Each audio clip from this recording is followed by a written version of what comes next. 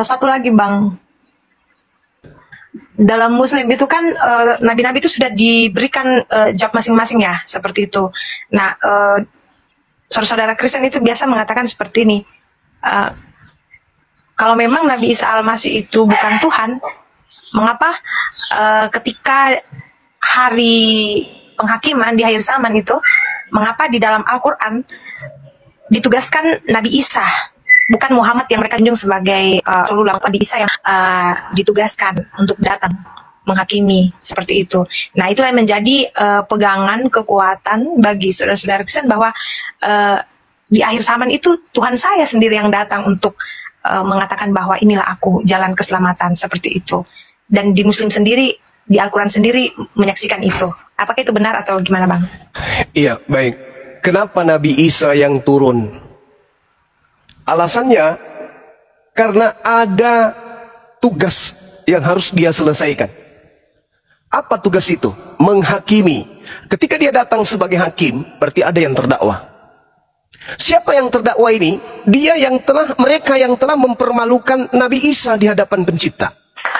Makanya dalam Al-Quran itu beliau ditanyai, wa isqalallahu ya Isa ibn Maryam a'anta qulta linnas, wahai engkau Isa, hambaku, ciptaanku yang kuciptakan tanpa ayah, apakah engkau yang mengajarkan orang-orang tersebut mempertuhankan, menjadikan engkau sebagai Tuhan selain daripada aku? Apa kata Nabi Isa? Qala subhanaka ma yakunu li an aqula ma laysa li bihaqq. Maha suci engkau wahai Tuhanku, tidaklah patut aku berkata sesuatu yang bukan hakku untuk aku katakan. Jika aku mengatakan itu, pasti engkau mengetahui. Ma qultu lahum illa ma amartani bi ani ubudullah rabbi wa rabbakum. Aku hanya berkata, mengajarkan kepada mereka, sembahlah Allah Tuhanku dan Tuhanmu.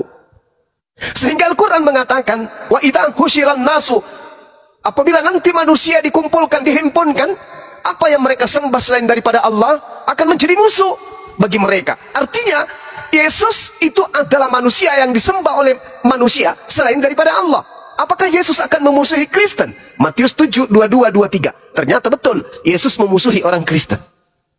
Lalu kemudian di dalam Al-Quran ayat yang sama, dan pemujaan-pemujaan yang mereka lakukan ketika hidup di dunia akan diingkari. Apakah Yesus mengingkari penyembahan Kristen? Ternyata Matius 7 nomor 22 sampai 23. Betul, mereka yang memanggil Yesus Tuhan, memuji Yesus, bernubuat, mengusir setan, bermujizat, ternyata ditolak oleh Yesus. Apa kata Yesus? Enyahlah daripadaku, kalian semua adalah pembuat kejahatan. Itu yang kedua, yang pertama.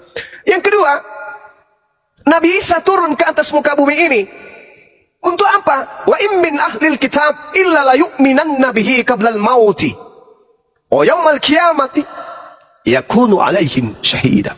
Itu kata Al-Quran. Tidak ada seorang pun di antara ahli kitab yang tidak beriman kepada Nabi Isa alaihissalam menjelang kematiannya. Dan pada hari kiamat, Nabi Isa akan menjadi saksi atas mereka. Lalu kemudian, ketika Nabi Isa turun sebagai hakim, siapa yang mau dihakimi? Umat Islam mau dihakimi. Apa alasannya umat Islam mau dihakimi? Nabi Isa tidak datang untuk umat Islam. Nabi Isa datang untuk Bani Israel. Maka yang dihakimi adalah mereka yang terdakwa. Kenapa mereka terdakwa? Karena mereka melakukan pengingkaran-pengingkaran kepada ajaran Nabi Isa ketika Nabi Isa datang kepada Bani Israel. Apa yang dikatakan oleh Nabi Isa alaihissalam? Ma qultu lahum, saya tidak berkata sesuatu yang bukan hakku. Yang aku katakan, sembahlah Allah Tuhanku dan Tuhanmu. Di dalam Yohanes 12 nomor 48. Apa kata Yesus?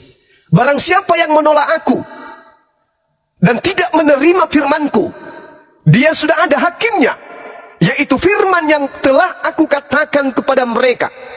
Firman itulah kelak yang akan menjadi hakimnya di akhir zaman. Ada Yesus memerintahkan manusia beribadah pada hari Minggu? Tak ada. Ada Yesus memerintahkan kemudian menyembah dirinya? Tak ada.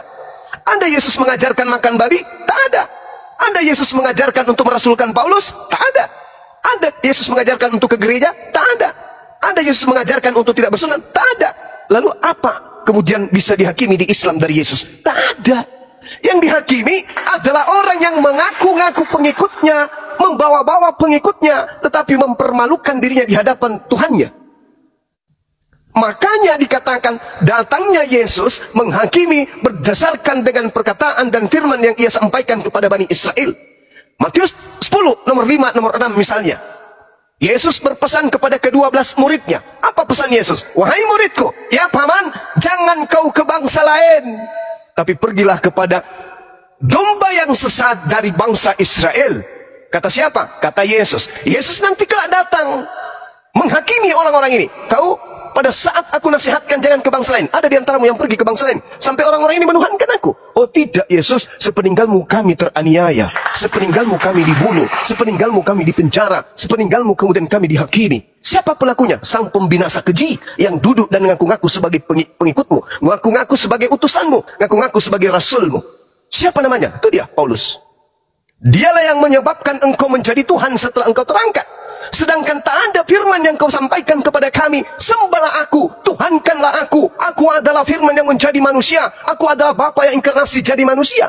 Kamu tidak pernah mengatakan itu, makanya kami tidak pernah menuhankan dirimu. Hanya mereka, golongan orang-orang yang dari barat, yang kemudian mempertuhankan dirimu. Inilah Nabi Isa datang. Ngapain Nabi Muhammad datang? Untuk apa? Lo umat yang menerimanya sebagai rasul, umat yang menerimanya sebagai nabi. Tak ada kemudian kewajiban untuk beliau datang. Sedangkan Nabi Isa diangkat ke langit, turun ke bumi untuk mempermalukan orang-orang yang telah mempertuhankan dirinya dengan mengatasnamakan Yesus. Ini yang terjadi, dan itu dibenarkan oleh Bible. Yesus berkata, aku tidak berkata-kata dari diriku sendiri. Apa yang kau dengar dari aku, itu bukan dari aku, tapi dari Dia yang telah mengutus aku. Yohanes 14 nomor 27. Adakah Yesus mengajarkan Tuhankanlah aku, jadilah kalian Kristen, ibadah dalam minggu, Natalanlah kalian? Ada Yesus mengajarkan itu? Tak ada. Nah, orang-orang yang melakukan prosesi-prosesi tersebutlah yang kelak akan dihakimi oleh Yesus. Mana endingnya? Matius 7 nomor 22 sampai nomor 23. Mana endingnya? Matius 23 nomor 15, nomor 36 dan seterusnya. Ini fakta real sesuai dengan data yang ada di dalam Bible dan juga yang ada dalam Al-Quran. Makanya dia datang. Kenapa dia datang sebagai hakim? Karena ada yang terdakwa. Siapa yang terdakwa? Yang menggantikan ajarannya dengan ajaran manusia. Aku datang bukan untuk meniadakan, tapi untuk menggenapi. Menggenapi berarti menyempurnakan. Apa yang disempurnakan? Yang dibelokkan oleh orang-orang Yahudi. Maka dia datang menyempurnakan itu semua, bukan justru menghilangkan. Sedangkan Paulus mengajarkan, dengan matinya Yesus di atas tiang salib, Dia telah membatalkan hukum Taurat beserta segala perintah yang ada di dalamnya. Efesus 2 nomor 15. Ada Yesus pernah mengajarkan itu sebelumnya? Tidak. Makanya Yesus selalu mengatakan, waspadalah, waspadalah, waspadalah. Kepada siapa? Kepada orang Farisi. Paulus mengaku orang Farisi. Filipi 3 nomor 5. Aku orang Farisi. Kebetulan Yesus selalu minta muridnya agar waspada kepada orang Farisi tersebut.